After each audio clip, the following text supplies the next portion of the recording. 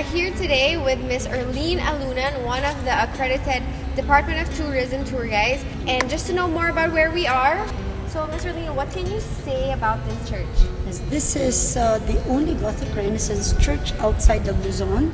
And it is said that when our national hero, Jose Rizal, came over here, he wrote in his memoir that this is one of the most beautiful churches he's ever been to. The Church of Molo was the only church, they say, which was built by a Filipino Chinese secular priest.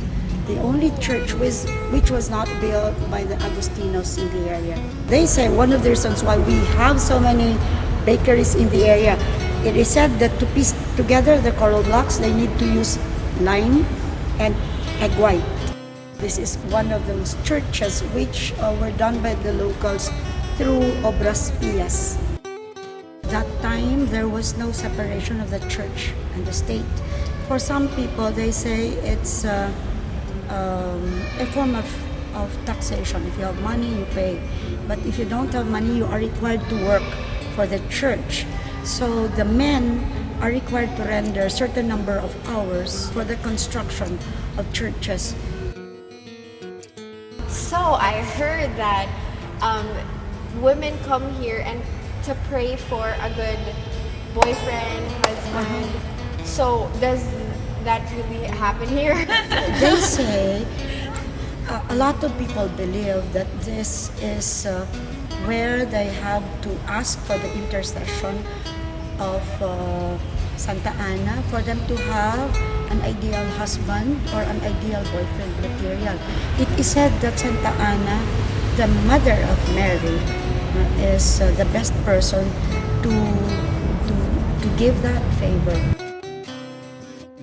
Why did you say this is a refuge for women and children? It is said that during the war, this is where women, the children, and the wounded were brought to be taken care of. So this is mostly known as a church for the women, the children, and the wounded.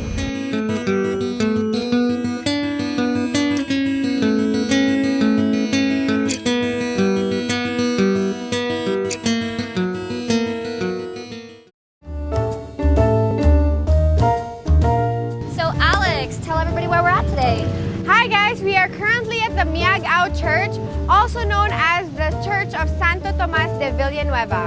It is one of the 4 World Heritage churches here in the Philippines. It was built in the late 1700s and it took approximately 10 years to build. Exciting, right? So come on guys, let's check it out.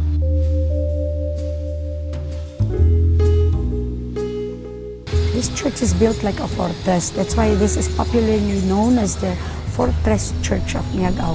Most churches in the area, though, are built like fortresses because their walls are thick, 2 to 3 meters thick. It is made to withstand the attacks of the marauders. This is the last stand of the locals. This is their sanctuary. This is where they're supposed to hide whenever they are being attacked by the Moro marauders. And notice their windows. The windows are sliding. It is said that the locals would be kept here hidden inside the church and they can see enemies getting into the area so they can protect this better.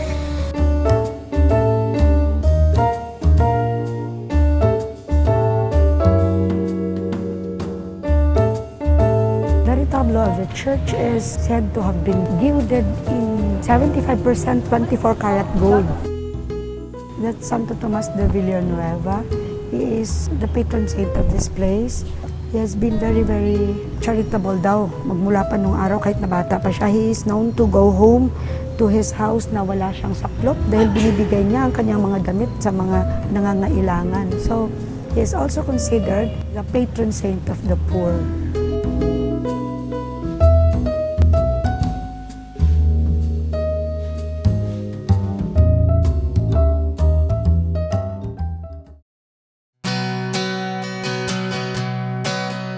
That's Nuestra Senora de la Candelaria, Our Lady of Candles. People would come over here to seek for her intercession, especially those who are seeking for enlightenment or those who are making difficult decisions in life.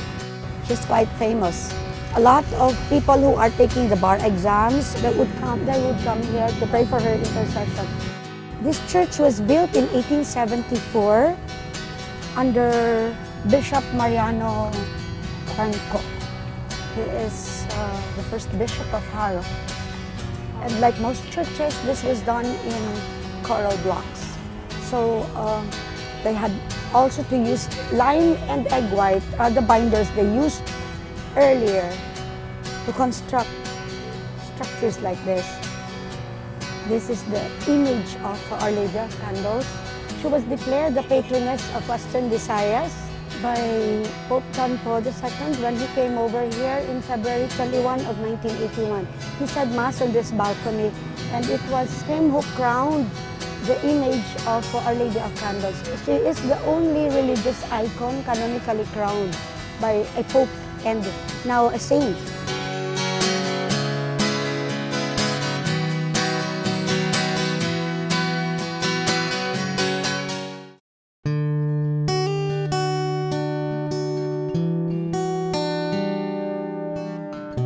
Hello po, Welcome nice to to meet Santa you. Barbara. Thank you for having us. So what can you tell us about your church here? This is a newly restored church. It was first built in 1849 by the Augustinian Fathers and completed around 1878. It took them around more than 30 years to complete the church. Wow, So so beautiful. we have the choir loft there. And we have the baptistry over here. And then the aisle that is around 200 feet. That's so beautiful. And then the main altar and the side altars are all made of stone, limestones. So nice. Is it also made from egg whites? Yes, yes. most Augustinian okay. churches They're are done in made limestone. limestones, Lime. corals, But this one is made out of bricks, yellow Yellow lime. sandstone. a little Yellow. bit yellowish. And then the adhesive is Egg egg white. white, hay, water, and Lime. Hey. limestones. Ma'am, are those bats? Yes. Old structures have bats. The walls are rough, So they enjoy they that. can cling on the walls. But they go out late in the afternoon. Like there's a 5 o'clock mass before the church closes. They go out, and then they return when the church opens in the morning at 5 o'clock. The image of Santa Barbara on top. It's not original because the image is still in the museum. We did a little restoration because there were cracks in it. So to be able to preserve the original, we did not return it. The walls here during the 1948 earthquake were destroyed. Brand and then they new? built another second wall. We discovered it during the restoration that the walls are weak. So we knock it down. They restored the old walls with the same materials. So if you can see, there are tombs. Yeah. Those are dating late 1800s and early 1900s. The big shots of the municipality, the community before Would be they allowed kept to. it, inside the church. Wow. But would they still come to visit these two? Yes. Convent was used as the general headquarters of the revolutionary movement during the Spanish time. It was led by our local hero, General Martin Teofilo Delgado, and those are his relatives. Oh. 1906. Wow. I think Delgado became vice governor of the province in The first, 1901, right? the first governor of the province. And the youngest. And there are others. They're at the back. They were able to actually plan out the revolution against Spain With the assistance of the parish priest. Shall we go up? Yeah, let's check it out. So the church is a National Historical Landmark and a National Cultural Treasure.